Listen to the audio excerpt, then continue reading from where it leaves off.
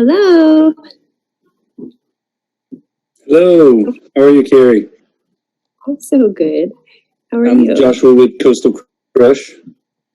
Nice to meet you, Joshua. Hi, everybody. I'm Erica, and then with me is my husband Bruno, and we're with Bay United Elite Volleyball Club. Hi, guys. Who is she? This is our daughter Elena. She's 8 months old. She's perfect. Congratulations.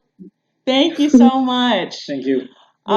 Teams, we are so thrilled for you guys to go online today, and we're super excited to introduce you all to a 5-time Olympian, professional beach volleyball player, and co-founder of P1440, Kerri Walsh-Jennings. Thank you so much for being here today with us.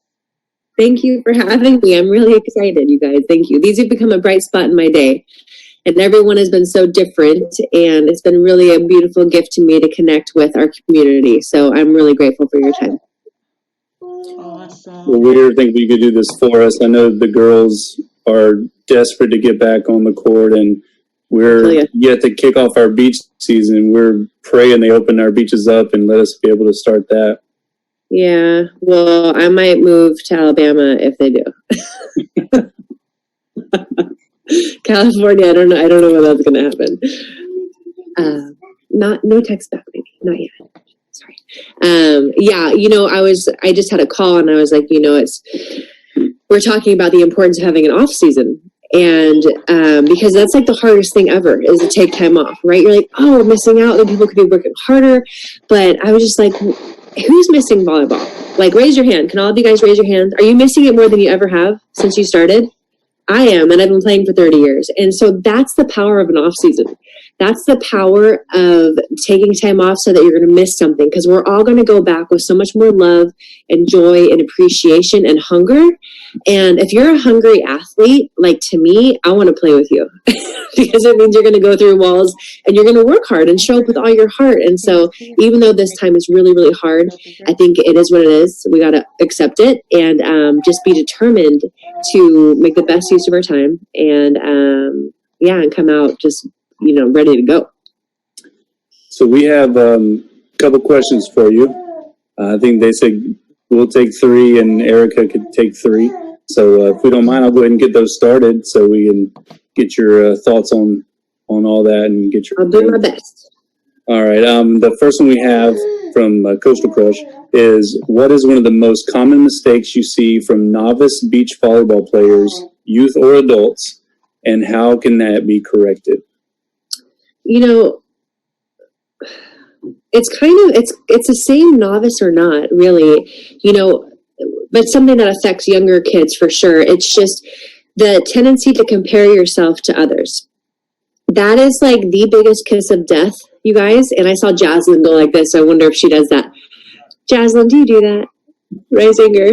Sorry. No, not you. Okay, so I didn't mean to call you out. But that's something that we all do, because it's like in our head we have this fantasy world where everyone has their stuff down and they're perfect and they don't get nervous and they don't make mistakes, and we tend to look at the best things in other people but the worst things in ourselves. And so if you can train yourself to love yourself where you're at, if you're unhappy with where you're at within your volleyball or your craft or whatever you're going for, then recognize where you want to improve, and then you can work toward it, and then be inspired by other people. Don't be envious. Don't regret that you're not them. Be inspired by them. Like when I was growing up, my dad, one of the best pieces of advice he told me that I still do, he's like, Kerri, if you like the way someone plays, go and watch them. Watch how they, interact with their team. Watch how they lead. Watch how they, arm swing, footwork, whatever it is. And so any chance I got when I was growing up, I would watch Misty May play. She was my idol, and she still is, and I got to play with her for 12 years. But I would go and watch the best. And then when Kobe was playing on the Lakers, I would watch Kobe. And now that, Michael Jordan Last Dances, I'm going to watch Michael on TV. And, even other people, giving speeches or anyone doing something beautiful, like I learned from them. And it took me a while to appreciate instead of like feeling less because I didn't have what they have. Like for so long, I wanted to be able to hit like Misty and have that finesse in the ball. My coach finally was like, Kerri, you're not her. You're never going to have it. Appreciate it and own who you are. Take up space who you are and go. So that would be my biggest recommendation. And I think also a lot of players, whether you're a rookie, just beginning, or at the top of your game, a lot of people just want to get to the big fun stuff. But the masters and the legends and the people who can level up every time, go from grammar school to high school to college onward, are the people who master the fundamentals. And they take time doing the boring stuff. If you can be disciplined in the little things, it will allow you to do the big things. And when you're in trouble, you always have a place to go home to get out of trouble. And so I think if you can take pride in being a Jedi at ball control, at bump set spike, I think you're going to be an asset to any team, and you'll have a lot of fun because you'll have all the tools you need to get out of trouble. Thank you. Our second one was, what is your opinion on player specialization for a specific position? And if so, what's appropriate age or skill level to start that? Did you hear that little thing? Yeah. Well, and it kind of goes along with what I just said. The best in the world can do everything. We just did a call. My husband piped up, and they were asking, why did you choose to play on the right side in the last Olympics when you've been a left side player for so long? And I was like, well, I wanted to challenge and I wanted to grow. And when you specialize, it's beautiful because you're going to get really good at this one thing. But the best and the people who, again, go level to level and who are an asset to, in so many teams, in so many ways, are the people who can do everything. And so I think within your craft, you can focus on your strengths, and that's your specialty. But your specialty, unless you're, the writing's on the wall, you're a DS. I don't like to say anybody is a backrow specialist only. Like I played with this girl at Stanford. We were all tall trees, and she was 5'8", and she was a starting outside hitter because she will just outwork you, and she had all the tools. I've seen the best in the world be little. So I would never say, don't develop your game. And to the tall girls, I like to put them in the corner and say, don't pass. And I didn't believe in that. And I feel like because I worked on my fundamentals, I've been able to go throughout the game and hang as the game got better, So specialization is kind of like a dirty word to me. Yeah. I do understand. I understand it, but I don't agree with it. And I think that as long as you're training everything, you can give yourself a label, but literally inherently when you label something, you limit it. And I want to be limitless. So if you can marry the two, then I don't know. I think maybe that's where the magic is. And our last one, we encourage team building as much as we do skill building with our coaches. How does team building or like togetherness with your partner or indoor with your teammates affect the level of play for the individual and the team? Man, that's where the magic sauce is at. Because it's not one player wins championships. And the teams that I played on that have been dominant, Misty and I were literally unbeatable, even though we never felt that way, because we were always humble and, we had to earn it, and it was never easy. We were so connected. And we did team building, not really with any structure, but our team building was going through the grind together. It was staying connected when things get hard. And it was committing to having tough conversations that would give us clarity. And so we were not afraid to butt heads. It was never fun when we would butt heads. But instead of me complaining to someone else outside of my camp or my husband or whoever, I would respect Misty enough to have this conversation with her.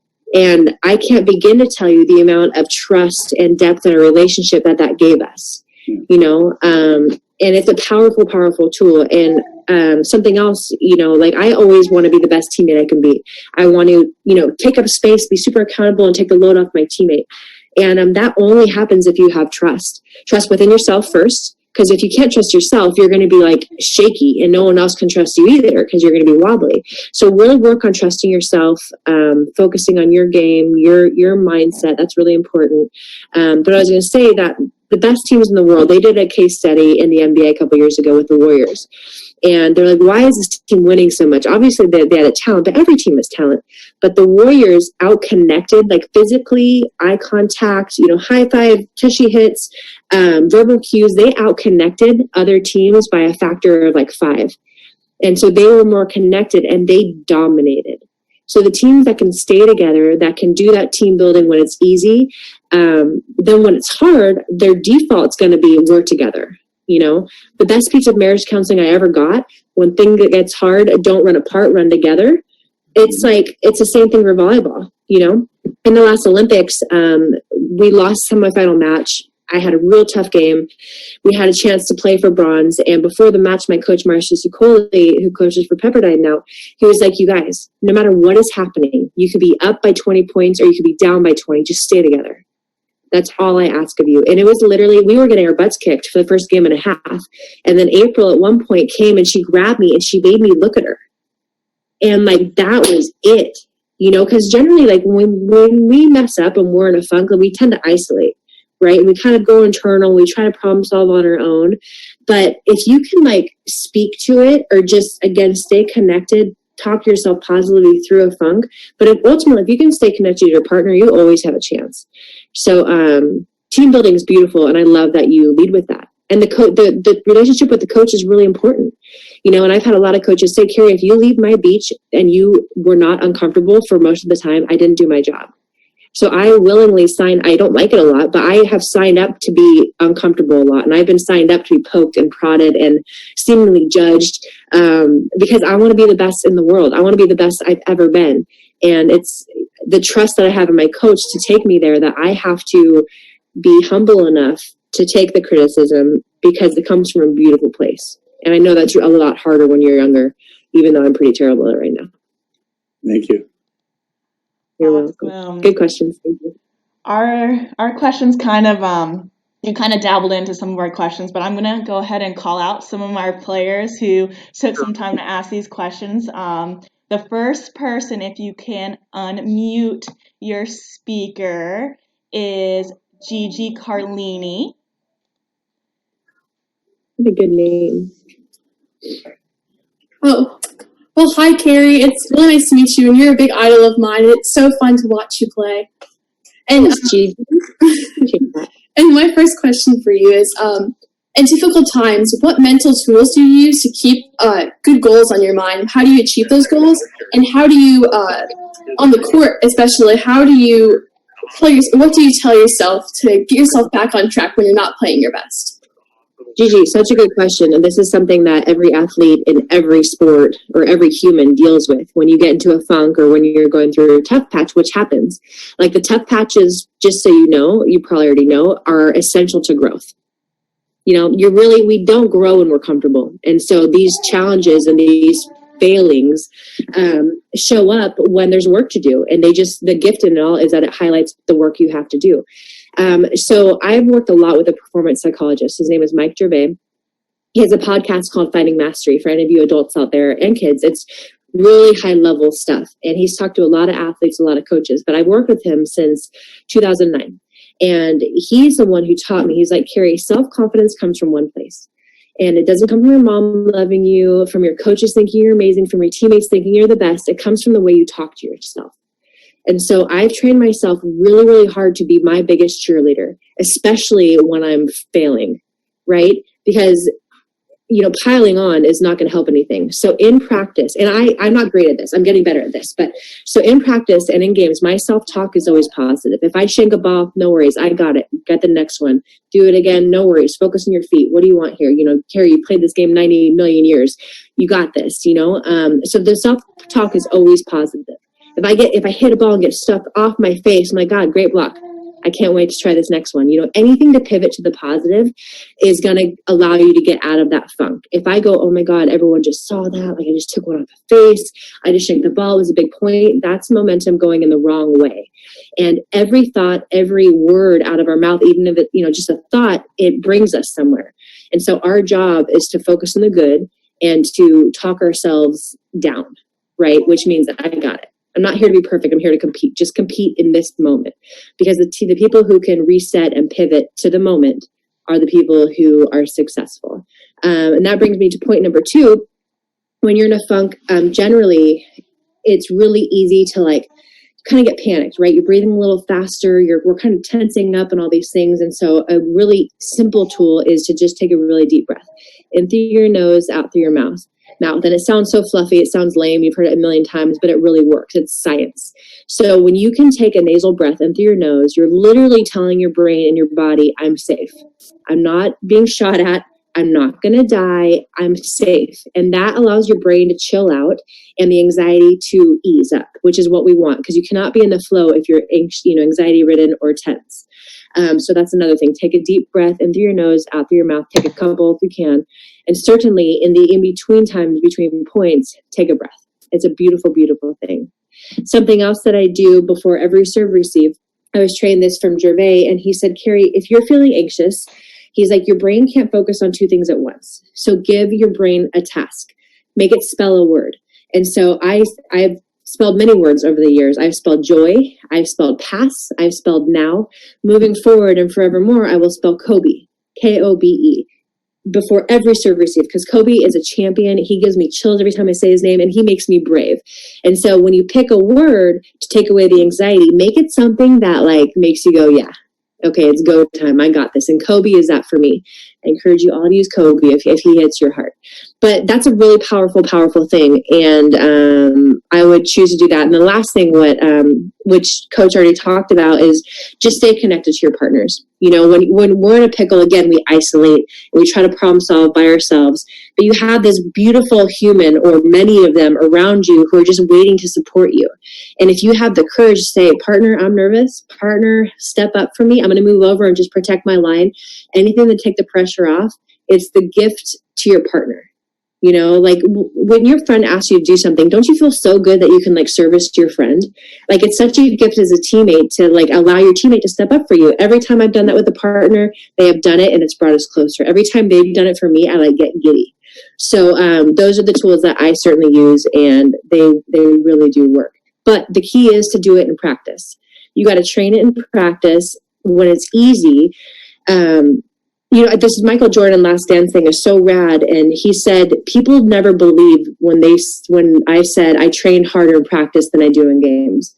But if you can live how you want to compete in practice, in games, when things are pressure filled, you will fall to the level of your training. So if you can be the gnarliest, athlete, focus on your mindset, focus on your self-talk when it's easier, but going really hard, when you compete, it's going to be like game over. I've done this a million times,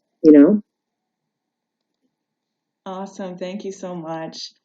You're welcome. The next person I would like to call out is Miss Jaslyn Reisinger. I feel like we're friends already. You're so cute. My question is, what was your favorite Olympic location and your favorite memory from that location? Oh, Jaslyn. Dang it. You can't have a favorite when they're all your favorite.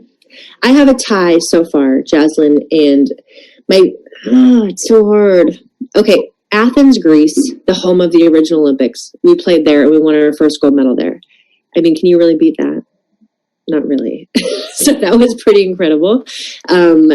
It was just so stunning, and the history of the games and the reverence, and it was like a movie setting. It was so beautiful, and we won. That was beautiful.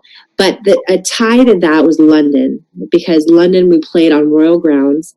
The setting was just so stunning, and the weather was great. Everyone spoke English. The food was amazing. We knew it, and we won. And it was my last Olympics with Misty, and that girl forever has my heart. My favorite memory from London was after we won, you kind of get to do a victory lap and connect with just the crowd. And at some point, my husband handed down my two boys, who were 2 and 3 at the time. And my baby girl was in my belly. But I remember they handed me down my children. Misty was holding one of my sons and I was holding the other. And it was like, oh my gosh, this big, beautiful dream that I've had since I was a little girl came true. And now I'm a mommy. And it was just so special to me. And now looking forward to Tokyo, my kids they'll be 11, 12, and 8. And my dream is I want to win for them, because they're part of my team and they deserve a win. They deserve a gold medal because they sacrifice a lot when I do this. But I just want them to experience it, because it's so important to see people chase their dreams and live their dreams. So I want to outdo London as a mommy. That's my dream. Does that work, Jaslyn? Thank you. You're welcome. You have some great teeth, beautiful. I'm envious. You're welcome. Awesome. And finally, The last person that we have a question for will be Stella Bramley. Hi, I hope your quarantine is going well. I was just wondering if you have any advice for players that are trying to pursue volleyball as a career that you wish you would have known when you first started out. Oh, Della, what a good question. You know, I think when you're pursuing anything, it's such a beautiful thing. Like to have an aim, a target in life is a beautiful thing because it keeps you focused, it keeps you hungry. But sometimes the trap in that is that you could just be worried about the end result, right? Like if you're a junior, I'm just worried about making the team, or I'm just worried about getting this college scholarship, or whatever it is. And I think the stress of the unknown of the end result can get in the way of living a good life now.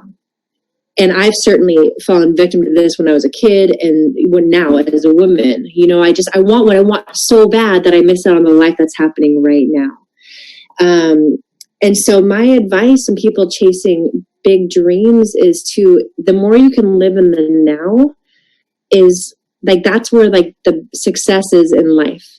And the way you're successful in life is becoming the best you can be. It's not trying to be like anyone else. It's not paying attention to anyone else's timelines, because my husband and I, we've both been national champions in college. We've both played, over 15 years pro. He went junior college to four-year university and then to the beach. And he's a kid from Vegas who no one believed in. And for me, I had a more seemingly linear path, but I had my challenges. And so my point is that we all have different timelines. It's never too late. It's never too early. Greatness comes in all shapes and sizes.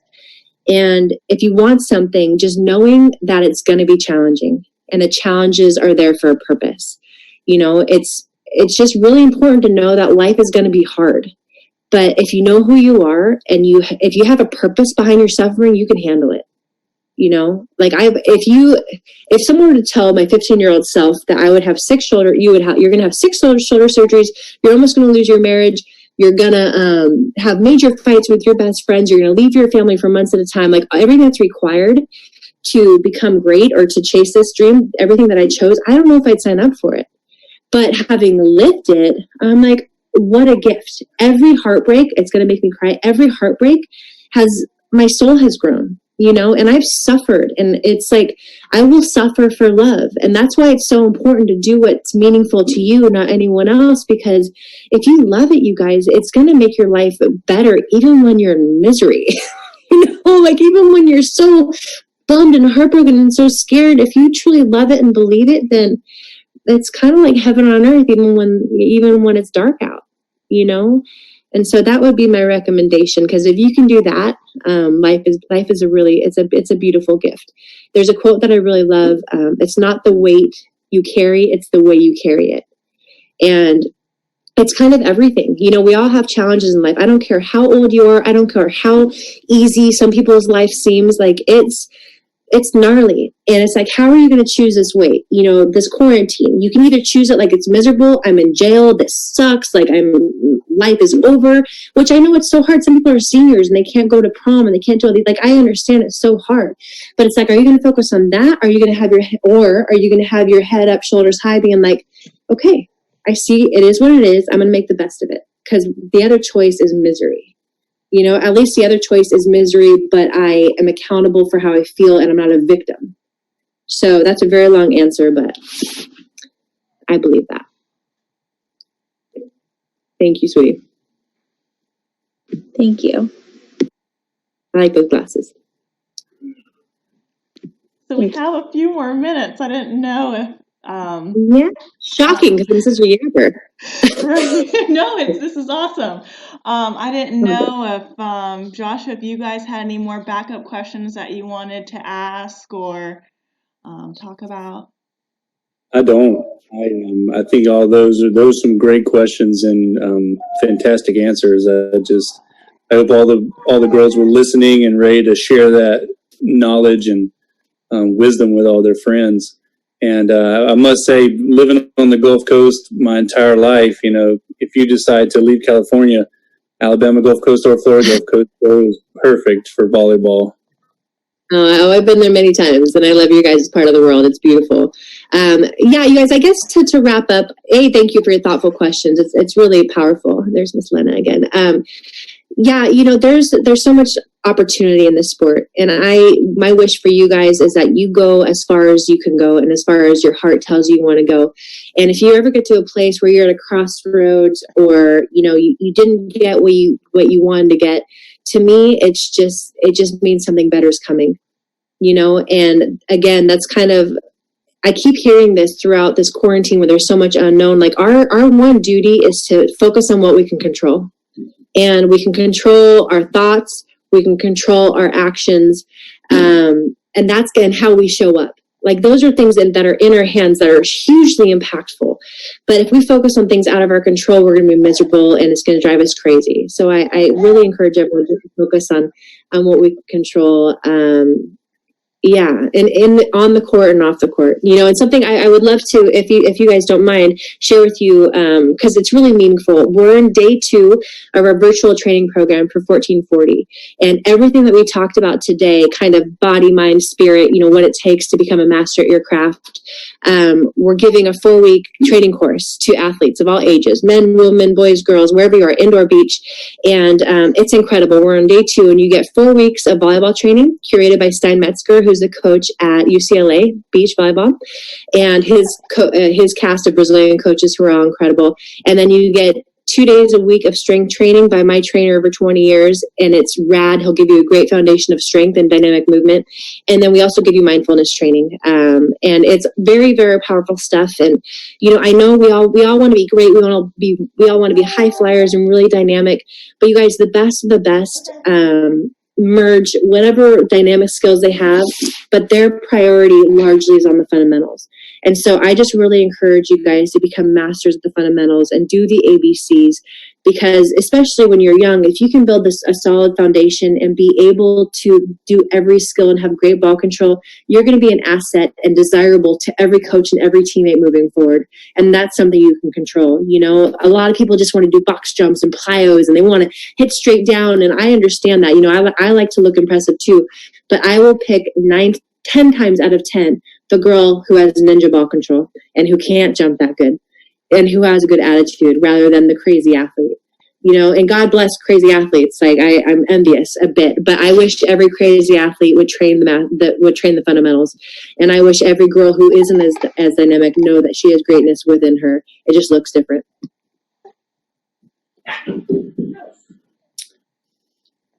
Well, thank you so much again from us for doing this. This is a great pleasure. I know all of our girls were super excited. This is my scoutie. She might have to be you girls one day, so get a good look. I'm kidding. You guys, thank you so much. This was such a treat. I'm so grateful. Thank you. Thank you. You're welcome. Thank you. We appreciate you. Thank you. My pleasure. God bless you guys. Keep your immune systems high. Keep a smile on your face. Bye, you guys. We'll see you on the beach. Take care.